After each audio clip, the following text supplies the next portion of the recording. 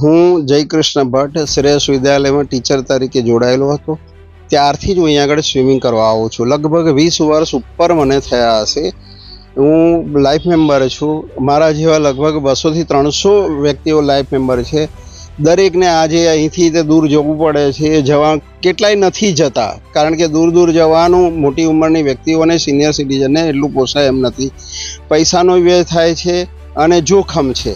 અને આ જોખમ વેઠીને કેટલીક વ્યક્તિઓ ત્યાં સુધી જાય છે, કારળીબાગ જાય છે, રાજીવ ગાંધી જાય છે.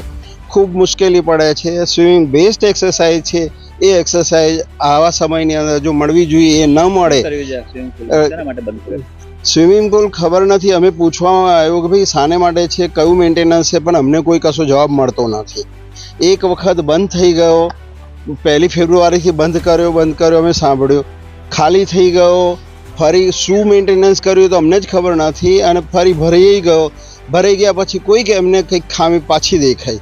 એટલે આખો સ્વિમિંગ પુલ જે પાણી લોકોને પીવા માટે નથી મળતું, એ પાણી અહીંયા આગળ વેસ્ટ કર્યું એમને.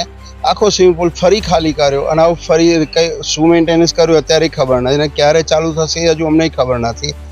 એટલે ખૂબ હાલાકી પડે છે. ખબર નહીં આ કોને કારણે આ થાય છે, એ જ સમજ નથી પડતી. અમને તો એવું જાણવા મળ્યું છે કે મોટા મોટા બિલ બને છે ને એ બિલ પ્રમાણે તો કોઈ કામ અમને દેખાતું જ નથી.